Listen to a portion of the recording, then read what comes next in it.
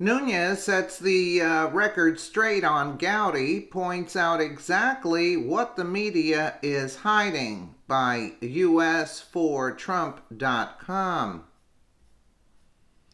Devin Nunes, the House Intelligence Committee chair, was up early this morning on Sunday Morning Futures with Maria Bartiromo, and he was on fire with facts as they discussed how the media is portraying what Trey Gowdy said about informants in the Trump campaign. Here's the outstanding thing about Maria. She asked the question that most Americans want to know. An example, the media is busy taking what Trey Gowdy said out of context. I don't think she took it out of context. Specifically, CNN is saying Gowdy has essentially said there is no there with the FISA abuse, and that the FBI was right for placing a spy in the Trump campaign. So what does that tell you? That's out of context? Maria asked Nunes about it. She says, I'm just trying to understand because you broke the news on this program more than a month ago that you've looked for reasons and catalysts to understand how an investigation was opened and launched into the Trump campaign. Let's take a listen.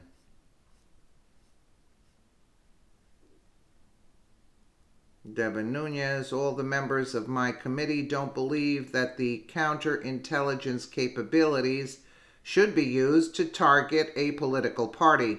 None of my members on the Republican side do.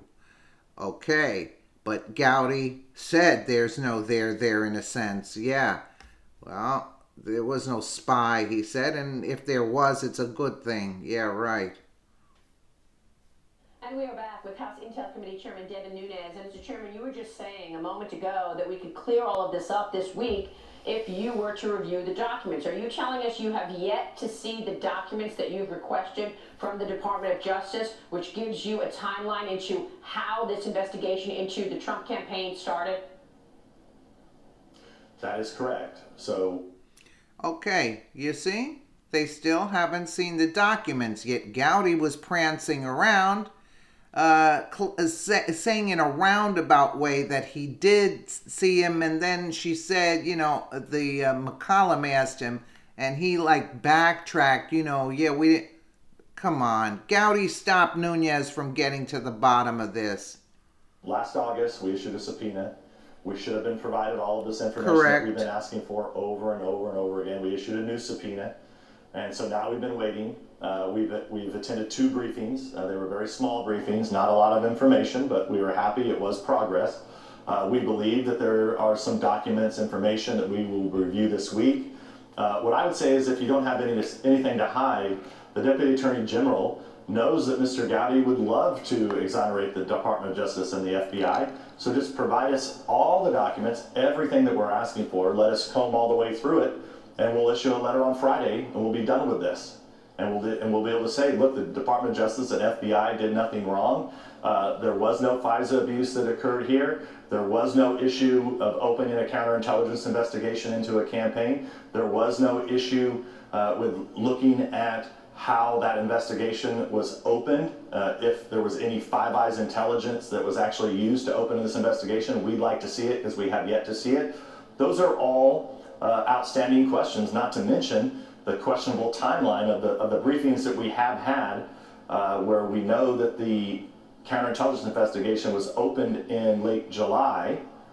Well, that's fine. So if that's all the information you have, then why are there these other strange activities leading up to late July, particularly in the spring? I was trying to understand this because you broke the news on this program more than a month ago that you've looked for reasons and catalysts to understand how an investigation was opened and launched into the Trump campaign. And you said to us, based on the Five Eyes intelligence of all of our partners across the world, that there was no intelligence that you could find that was launched that investigation. And yet here you have your colleague, Trey Gowdy, saying the FBI did the right thing. So I'm trying to understand where the disconnect is. Well, I think on what Trey Gowdy's saying, and we got to be very careful because the media's tried to make a bigger deal about this than what it is. What Trey Gowdy's specifically talking about is this small slice of the investigation that we're looking at as it relates to whether or not an informant or informants were used. That's what he's referring to when he talks about that the president's not a target of this investigation. I believe that Mr. Gowdy knows very well, and he's been instrumental in helping us get to the bottom of the FISA abuse that did occur. That is absolutely for sure. Right. The dossier was unverified, and that was used to get a FISA warrant. Yes, and there's new information actually this week that the media is ignoring. So the New York Times has reported in the past that the Australian ambassador, Australian High Commissioner, is the one that brought this to the attention of the United States government. Now, typically that would have gone through FBI channels, it would have went through the embassy in London, and it would have came across officially, and it didn't. Across the pond officially. And it didn't, and that's what we would like to have seen.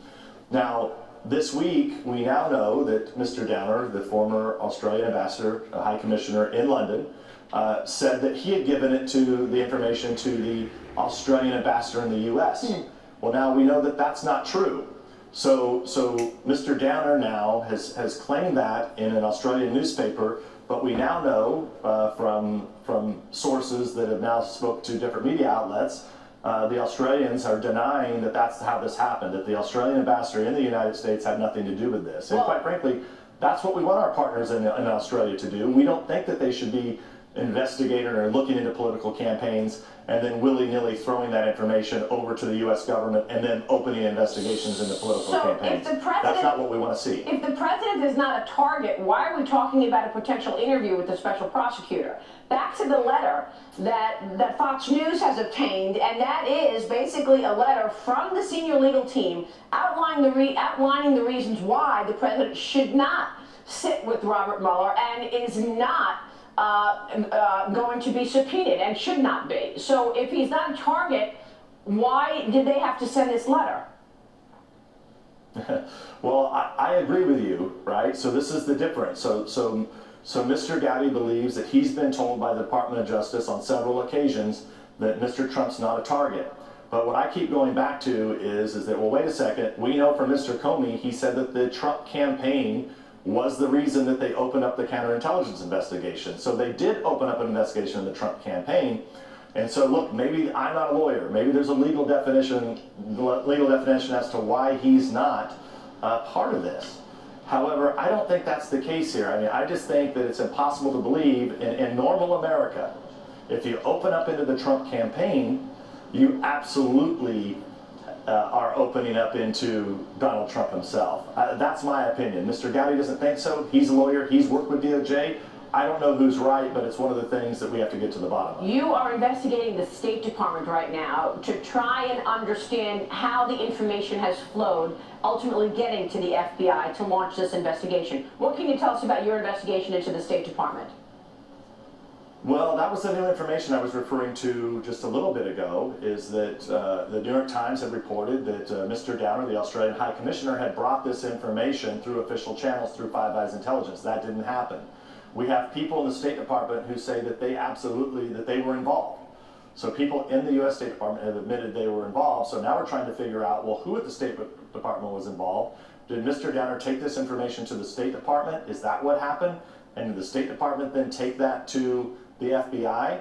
Because somehow all the normal procedures and processes were short-circuited in this investigation. And why is this important? It's important because they opened up an investigation into a political campaign, Maria. A political campaign. We're not talking about terrorism. We're not talking about something criminal. They used our intelligence services by opening up a counterintelligence investigation. They did not have to convene a grand jury. None of that had to happen here, which is why it really falls on the House of Representatives. It falls on the Intelligence Committee. And this is why people should be nervous. There's very few people in this country who can actually get to the bottom of what happened here. I prefer not to have to be doing this. There's a lot of important work that we could be doing, but the American people are counting on Congress to get to the bottom of this. We're the only ones with the classification, with the clearances that matter to get to the bottom of the situation. So even though we don't want to be doing it, we're the ones that have to do it, because if we don't, who will? And I just don't think members, if they're being honest. All the members of my committee don't Right. believe that the counterintelligence capabilities should be used to target a political party. Real None quick. of my members on the Republican side. Congressman, we're going to take a short break. Well, as you can see, they differ with Gowdy. Gowdy says that, oh, Trump is not the target of the investigation. If that weren't the case, why are the Democrats still spewing Russian collusion with Donald Trump, and the Russians helped Donald Trump get into the White House? I mean, really? Trey Gowdy is talking out of both sides of his mouth. Let me know what you guys think in the comments below. And again, thank you so much for watching.